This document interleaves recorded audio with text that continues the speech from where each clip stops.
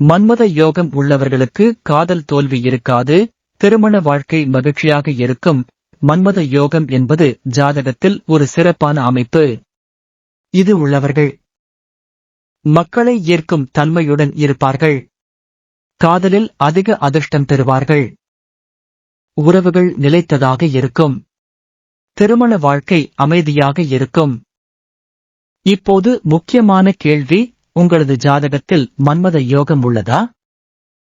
அதை தீர்மானிக்க கீழே உள்ள முக்கிய கிரக அமைப்புகளை பாருங்கள். மன்மத யோகம் அமைவதற்கான முக்கிய கிரக அமைப்புகள்: 1. சுக்கிரன். வெள்ளை பலன் பெற வேண்டும். சுக்கிரன் காதலின் பிரதான கிரகம். இது 1, 5, 7, 9, 11ஆம் வீட்டில் இருந்தால் காதல் உறவு வெற்றி பெறும். ரிஷபம், துலாம், மீனம் ஆகிய ராசிகளில் உள்ள சுக்கிரன் மிகுந்த காதல் யோகம் தரும். 2. சந்திரன் சுக்கிரன் இணைப்பு. 3. Venus combination. சந்திரன் மனதை குறிக்கும், சுக்கிரன் காதலை குறிக்கும். இரண்டும் நல்ல அமைப்பில் இருந்தால் உணர்ச்சிகரமான இனிமையான உறவு கிடைக்கும். ரிஷபம், துலாம், மீனம், தனுசு ஆகிய ராசிகளில் சந்திரன், சுக்கிரன் இருந்தால் உறவுகள் மகிழ்ச்சியாக இருக்கும். 3. 5ஆம் வீடு காதல் வீடு பலம் பெற வேண்டும். 5ஆம் வீடு காதலுக்கான பிரதான வீடு.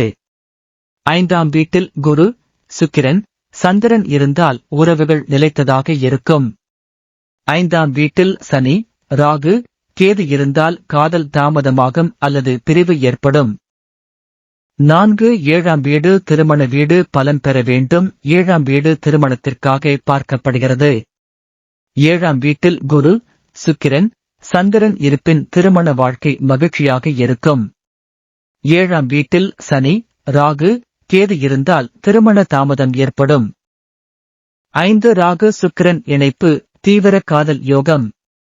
ராகு சுக்கிரன் இணைந்தால் மிகுந்த ஈர்ப்பு சக்தி இருக்கும். ஆனால் இது சில நேரங்களில் மோசமான முடிவுகளுக்கும் வழிவகுக்கும்.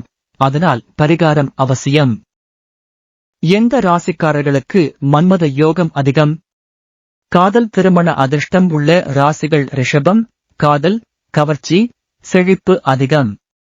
துலாம், பிரபலமான காதலர்கள் இந்த ராசியில் பிறப்பார்கள்.